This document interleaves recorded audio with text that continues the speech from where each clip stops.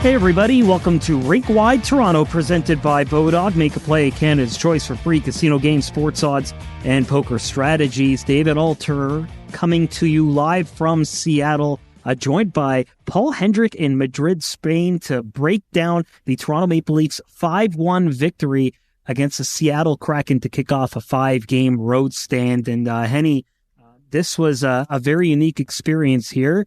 This is the second time the Leafs have ever been in this building, at least this iteration of the team. And, there was, I think, an exhibition game against an old Seattle franchise in another league before the restoration in this building. But in terms of NHL games, this is the second one ever between Toronto and this edition of the Seattle professional hockey experience. And this one was an unusual one. Sheldon Keefe kind of mentioned with all the travel that had to be done in that one off day that, they might be slow to kind of get going, and they were for the first few minutes, but once they found their bearings, they exploded for 5 and really seemed to be in control of this game after maybe a dodgy first few minutes. Yeah, it was interesting. 3:47 and Vince Dunn scores to take the crowd out of the game, you might say. A great Toronto group down to support their team, as is the case wherever the Maple Leafs play. They're like the Red Sox, they're like the Yankees. It's really interesting to see the fan support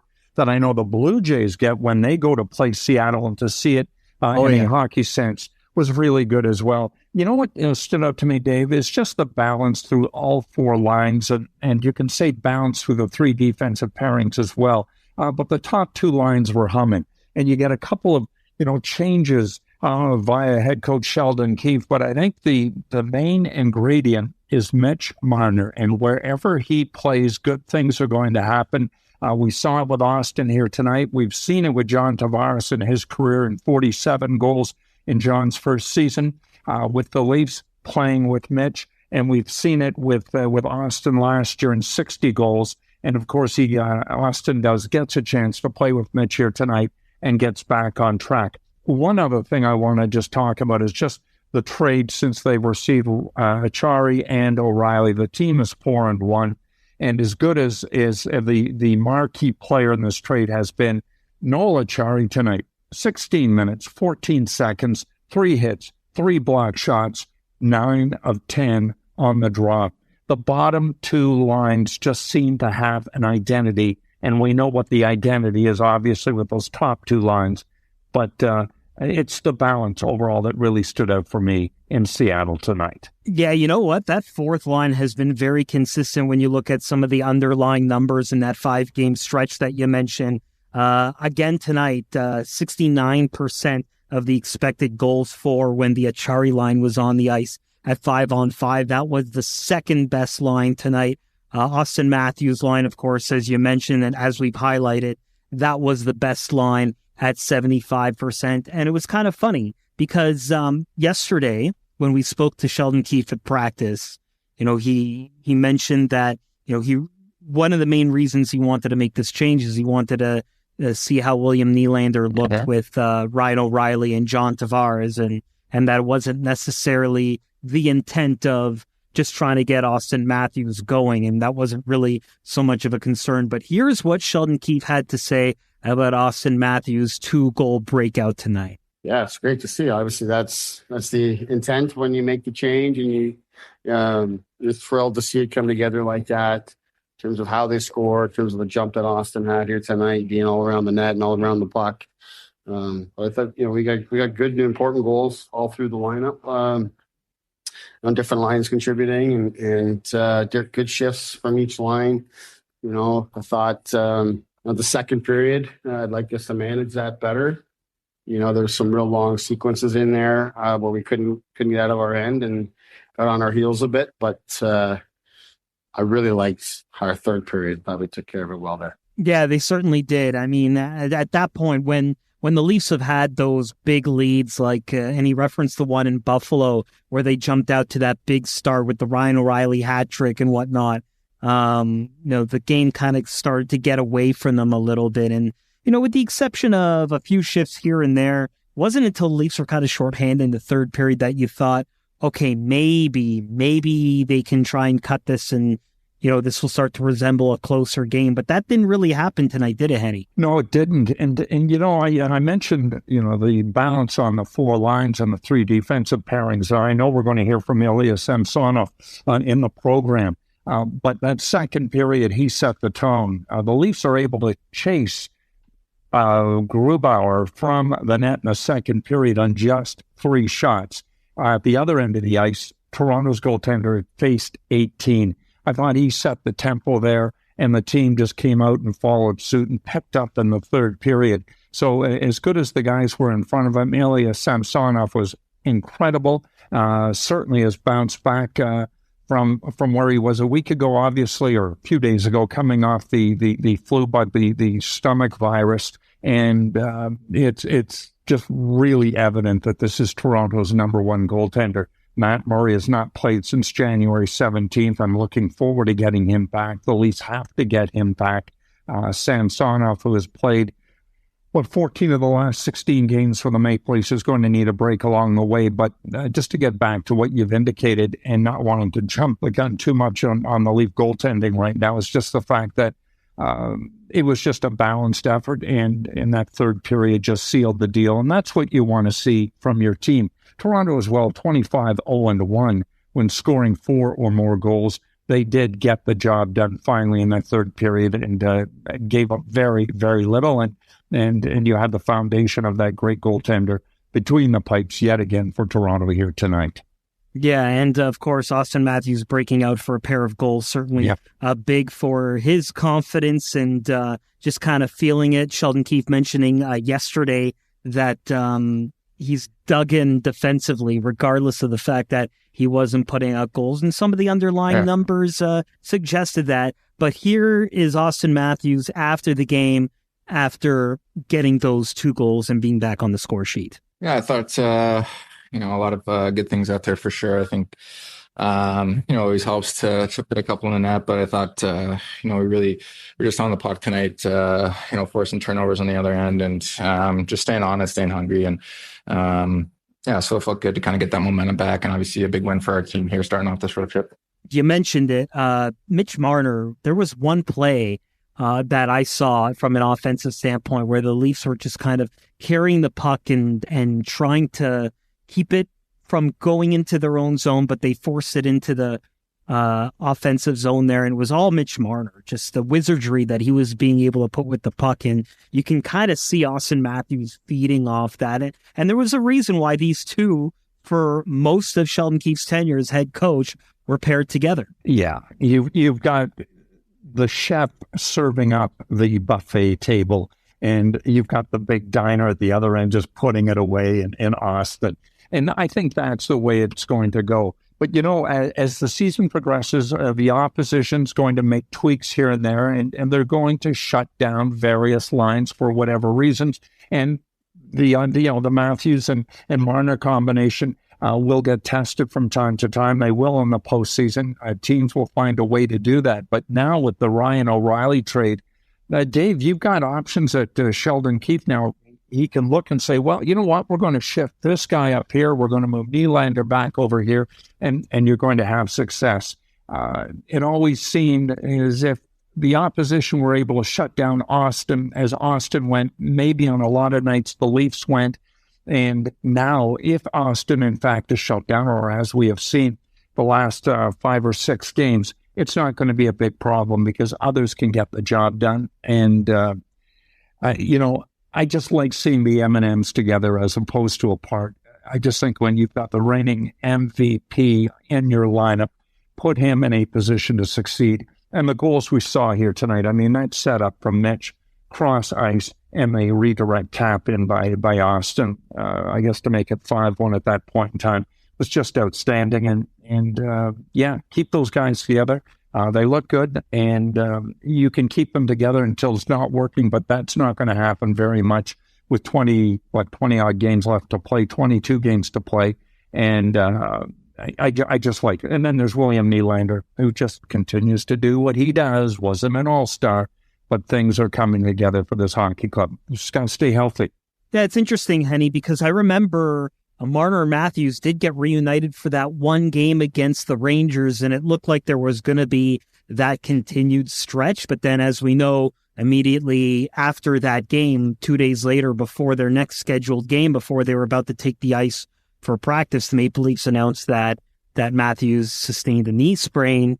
And as a result of that, he was going to be out for what ended up being a couple of days, under 3 weeks. But that's when they went back with Tavares and Marner as the top line. And then when Matthews came back, they didn't disrupt that line. So now that everyone's healthy and everyone's back, it's probably likely, especially after what we saw tonight, that Matthews and Marner will likely stay together for a while. So it was a big game for Auston Matthews, big game for a couple of other former Seattle Kraken players. Calle Jarnkrok, of course, making his return to Seattle. He played with this team last year before he was traded to the Flames at the NHL trade deadline.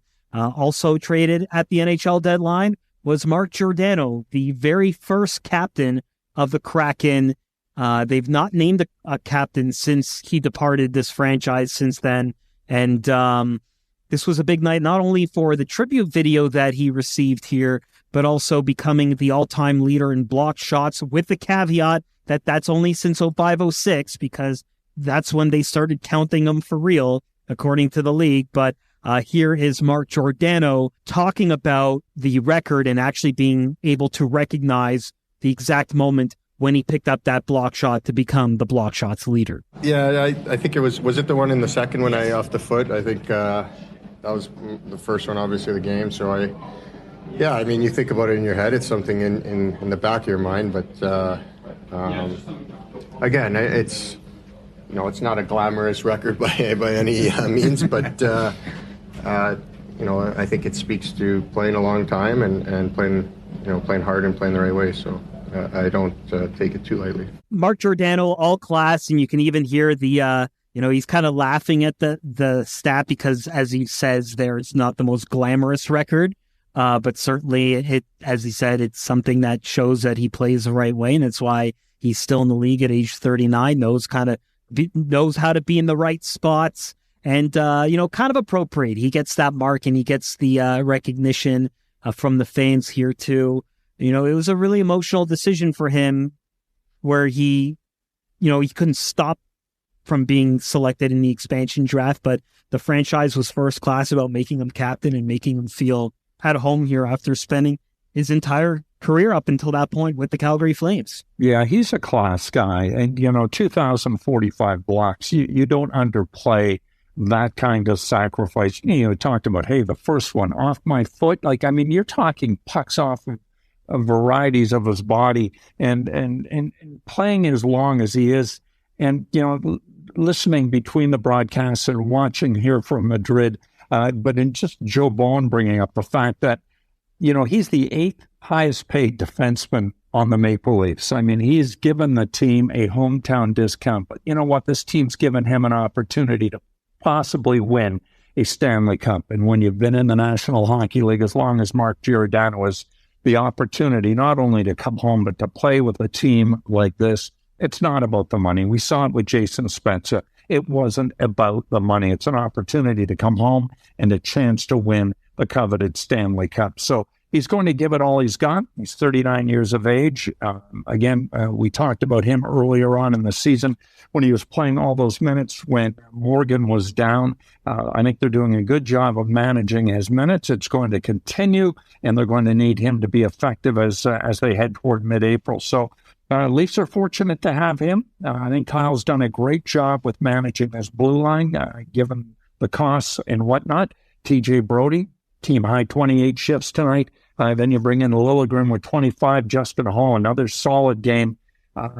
All in all, it's a perfect start to this road trip, and a great show of support for Seattle's former captain here tonight, who deserved all the accolades. He's earned every bit of it. And another defenseman who struck my eye, Rasmus Sandin, coming back for the first time after missing the last 3 games with an upper body injury, particularly in that second period when the Leafs were kind of back in their own zone. He made a few defensive plays on some extended shifts that prevented goals. Like they were right in front, and he managed to either just be in the right position with his body or just kick a stick up to make sure there was no finish from the attacking Kraken player. I think this might have been one of Rasmus Sandin's best games of the season thus far. Yeah, I enjoyed your tweet. I saw you comment on it on Twitter at the time, and it really did stand out. You've also got to look at the fact, I think, David, he's looking over his shoulder with this trade deadline just days away. There's indication that Toronto's going to add another defenseman, so somebody's going to drop down a notch. Rasmus's name comes up. Connor Timmins' name comes up. You're going to do all you can to stay in the lineup and be a part of what he hopes to become come mid-April. So it was an inspired effort tonight. You want to see it on a consistent basis. But I've liked Rasmus's game no matter what. I know he plays a little bigger than maybe what he is physically, but I thought he had a solid game in that particular shift that you commented on. By means really stood out in Seattle tonight. Yeah, it certainly was interesting. Coming back in here, not only was it important for him to come back into the game, but I even asked Sheldon Keefe beforehand that it seemed as though when he was out, it threw the left shot, right shot balance out of whack, and it forces TJ Brodie to move down. And by Keefe's admission, the Brodie-Riley defense pair is the optimal 1-2 right now for the Toronto Maple Leafs. And when they have to adjust and it affects two different defense pairs, I don't think you were seeing an optimal look when they had Connor Timmins in. And that's no knock to him. He's still kind of figuring out his way, and he's been found money for the Toronto Maple Leafs in the times that they've used him.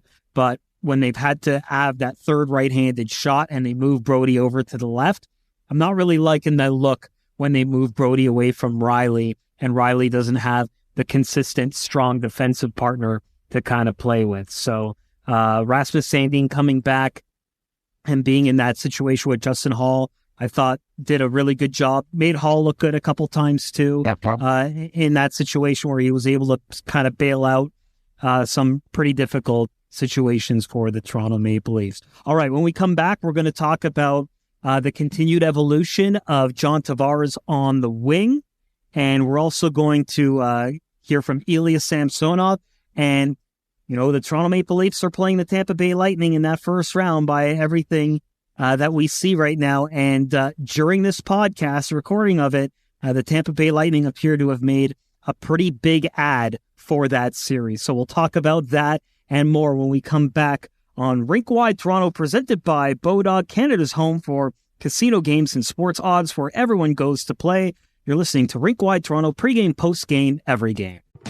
Is your online business ready for the cookie-less future and set to properly capture your customers' valuable first-party data? Hey, it's Ray Ferraro. Right now, my friends at North Beach, along with their partners at Craft Growth, are offering small business owners and entrepreneurs a free website digital audit. So you can find out just exactly how ready your website is for the cookie-less future. Your online presence has never been more important. So visit craftgrowth.net and get your free digital audit. That's craftgrowth.net.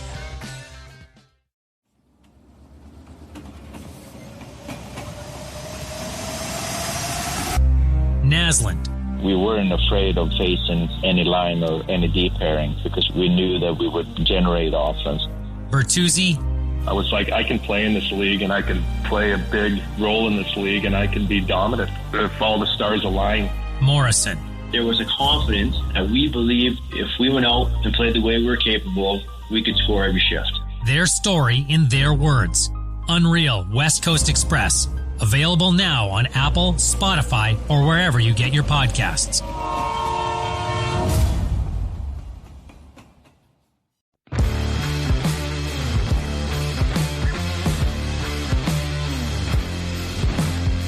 Welcome back to Rink-Wide Toronto, presented by Bodog, Canada's home for casino games and sports odds, where everyone goes to play. David Alter and Paul Hendrick coming to you, myself from Climate Pledge Arena in Seattle, and Paul Hendrick on vacation in Madrid, Spain, where it's just about time for everyone to party because no one goes to sleep at that hour in Spain. But it's time for the Bodog line of the day. And Henny, we're going to talk about some trades here, and we mentioned it in the last podcast here. Sportsnet's Elliot Friedman mentioning on Hockey Night in Canada on Saturday that the Leafs are targeting a defenseman Over under, I'm going to put at 1.5. 1 or 2 trades that the Leafs make between now and March 3rd. Well, I'm going to stick to what we talked about a week ago or whenever it was. I've lost track of time. It's going to be one trade because I just don't see where the assets are, and unless it's going to be a prospect, coming out of the Marlies, whatnot. I see one. I see it for a defenseman. They got Matthews coming from Minnesota. There will be a forward that's going to be added without having to do anything with another team. So I'll go one, Dave. I think of the major networks and they get amped up for that trade deadline show, and it's really like Boxing Day sales, whatever's left, because like all the big names are starting to go, and there still will be trades. I just don't know if we're going to see that marquee blockbuster of the ilk that we have seen not only today, but last week as well. And as you've mentioned, Tampa getting into it today. So to go back to your question, I think it's just going to be a simple one for the Maple Leafs. Yeah, and probably you're right on that one. It's probably going to be a defenseman. I was looking at some of the cap calculations and the way things stand right now, and I'll write an article about this, I'm sure, for tomorrow. So Matt Murray's on this trip. He'll likely be activated at some point, and then the Leafs waived Jordy Ben, and so he can be assigned to the Marlies, which they've already done. Connor Timmins cannot be, because the whole reason they got him for so little with Arizona is because Arizona was going to have to put him on waivers and lose him for nothing. So the Leafs kind of have to carry 21 players right now with Connor Timmins as the 21st player. And so as a result of that, when you activate everybody else and you have a roster of 21 players, after Murray gets activated, it leaves them with about $2 million. That's it, in LTI money from the Jake Muzzin injury to kind of add. So that leaves not a lot of wiggle room. You could add 2 players that make a buck. By a buck, I mean $1 million, if that's the way you kind of want to go. But yeah, it's going to be very tough to kind of make 2 deals. But before we get to what happened the rest of the game, we got to talk about some of the trades that have happened here on this crazy Sunday. The biggest one, of course, is Timo Meier. It's the New Jersey Devils who win that sweepstakes. There were a lot of assets in that one, including a first-round pick, obviously. Andreas Janssen, old friend of ours, was included in that, not even playing in the NHL right now, but certainly will probably get a look with the San Jose Sharks as they move on there. But as far as the Leafs are concerned, we all know that they're going to get Tampa in the first round. It's just going to be a matter of home or road. And Tampa making what I think is a crazy move, maybe desperation because of what the Leafs and the Bruins have already accomplished. But Tampa gets a pretty good player in Tanner Jeannot from the Nashville Predators. And but this return is insane. I'm going to read this to you. It's going to be defenseman Cal Foote, 5 draft picks, a first-round pick in 2025, which is top 10 protected, a second-round pick in 2024, a third, fourth, and 5th-round pick in 2023 for a player who makes $800,000. He is an RFA, so they do retain his rights. So that's important. But other than that, he's a free agent at the end of 2022, 2023. That is a huge haul.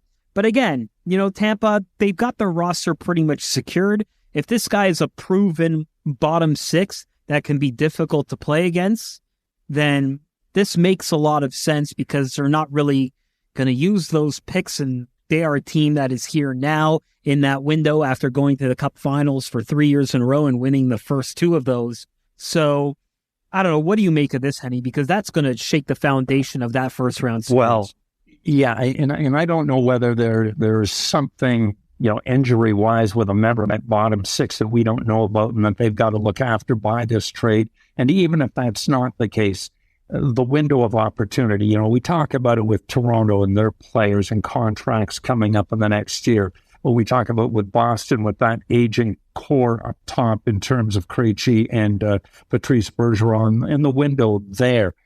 Tampa's in a window situation. And as good as they are up front, they realize, with all they've traded away over the past few years to get that run to those 3 consecutive Cup final appearances, the cupboard's bare. We've talked about it on this podcast. I don't know what they can do that would be reasonable given all they've given away. Well, they've found a way to go into the cupboard even deeper.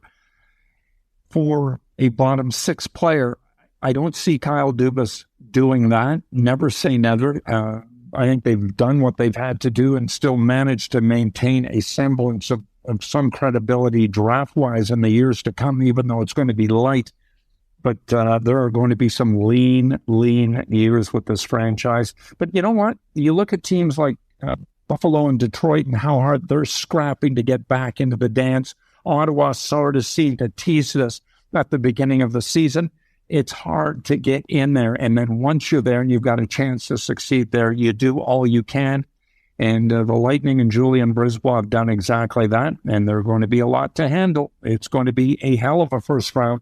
A noted stats guy to Montreal, Mike Kelly, a tweet tonight that I thought was so interesting, citing the Leafs, the Lightning, the Hurricanes, the Devils, and Rangers, all with win percentages above 640, and 2 of those teams aren't going to win a playoff round. And it's really cutthroat.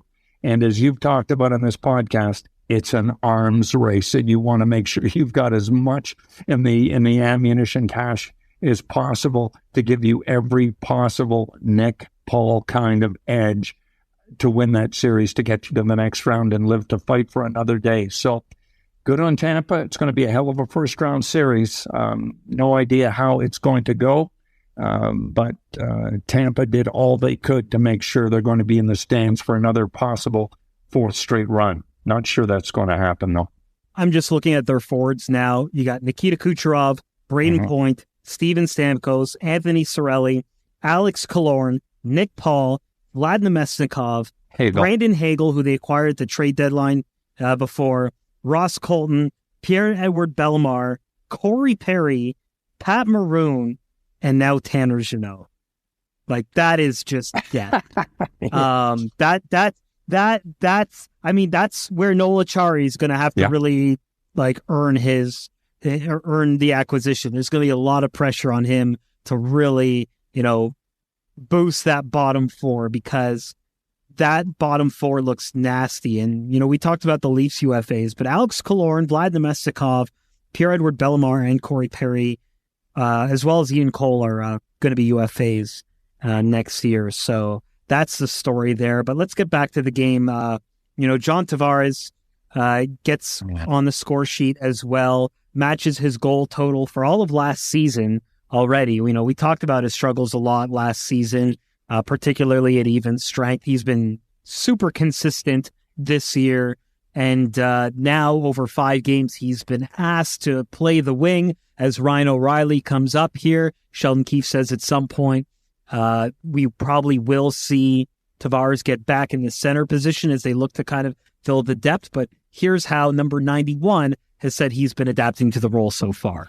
Yeah, it continues to get a little bit more comfortable, but I still think there's a lot of opportunity for growth. And as I said, I think it's a great opportunity for me. So obviously trying to maximize it and continue to find my way there and be good in all facets of the game. I think the toughest thing for me is just being in the shot lanes and reading some of those things defensively that I'm not quite used to, but continue to get better and better. And then obviously, how to get my game going offensively, creating chances and being reliable out there. Is it just reps defensively? Henny, what do you make of this? He says that there's some adjustments that he has to make in terms of the defensive standpoint, which, is you wouldn't think, because by all accounts, you always hear about how making that adjustment from center to wing should be easier than from wing to center because of the defensive responsibilities. But I guess it adapts and changes. And when you're used to playing one position for so long, I guess at some point there is going to be